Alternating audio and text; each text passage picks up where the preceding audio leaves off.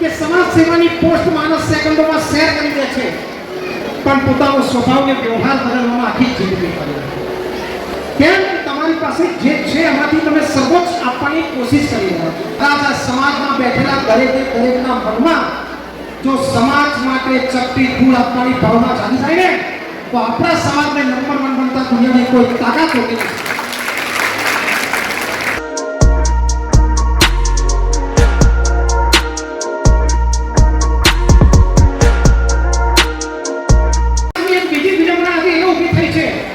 કે સમાજ સેવાની પોસ્ટ આવે ને તો એને માણસ સેકન્ડોમાં શેર કરે. ઘણા સોશિયલ મીડિયાના એવા સમાજ સેવકો પડ્યા છે કે કદાચ સવારે ઉઠીને એની પોસ્ટ જોઈએ ને, દરરોજ જોઈએ ને તો એવું લાગે કે આ સમાજમાં સેવા તો આ જ વ્યક્તિ કરી દે, બીજું કોઈ નથી કરતું. પણ સમસ્યા એ છે કે સમાજ સેવાની પોસ્ટ માણસ સેકન્ડોમાં શેર કરી દે છે, પણ પોતાનો સ્વભાવને વ્યવહાર બદલવામાં આખી જિંદગી કરે.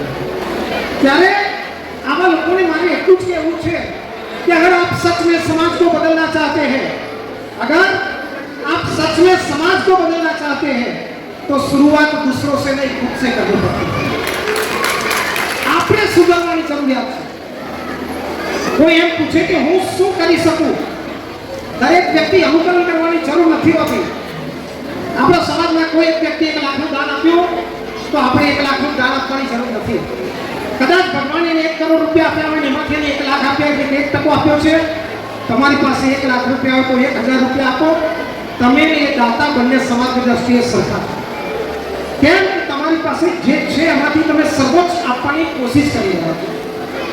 શું કરી શકો સમાજ માટે ભાવના જે પેદા કરવાની જરૂરિયાત છે. રામાયણ કાળ ચાલી રહ્યો છે, લંકા પર ચઢાઈની તૈયારીઓ થઈ રહી છે. રામ રામ લખીને વાનર સેના દરિયાની અંદર પથ્થરો મૂકી રહી છે, પથ્થરો તરી રહ્યા છે, અને એક સમયે એક નાનકડી ખિસકોલી ધૂળમાં આરોપીને ત્યાં આવીને પોતાની ધૂળને ઠાલવે છે. એના મનમાં ભાવ છે કે જ્યારે આટલું વિરાટ કાર્ય થઈ રહ્યું હોય ત્યારે કમસે કમ એક શક્તિનું પણ જો મારો સહયોગ ન હોય તો ન ચાલે. કદાચ આ સમાજમાં બેઠેલા દરેકના મનમાં જો સમાજ માટે ચપટી ધૂળ આપવાની ભાવના જાગી જાય ને, તો આપણા સમાજને નંબર 1 બનતા દુનિયાની કોઈ તાકાત હોતી નથી. હું શું કરી શકું? આ પ્રશ્ન છે. દરિયાની અંદર ભરતી આવી અને કિનારા પર હજારો સ્ટારફિશ તણાઈને આવી ગઈ. સૂર્યદેવ ઉગી રહ્યા છે, તડકો આવી રહ્યો છે અને થોડી વારમાં બધી સ્ટારફિશનું મૃત્યુ થવાનું છે. કિનારા પર ઉભેલા 5 લોકો આ દ્રશ્ય જોઈ રહ્યા છે, ત્યારે એક નાનકડું બાળક એક સ્ટારફિશને ઉઠાવીને દરિયામાં મૂકી રહ્યું છે.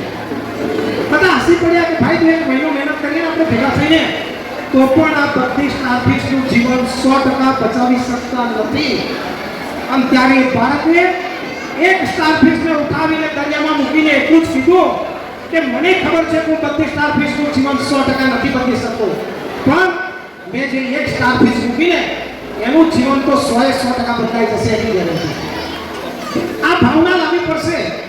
અહીં બેઠેલા કોઈ હોદ્દેદારની તાકાત નથી કે 1000 લોકોનું જીવન બદલી શકે, પણ આપણે 1000 લોકો ભેગા થઈ અને એક વ્યક્તિનું જીવન બદલીએ ને તો કદાચ 1000 લોકોની જિંદગી બદલાઈ જાય. જય માની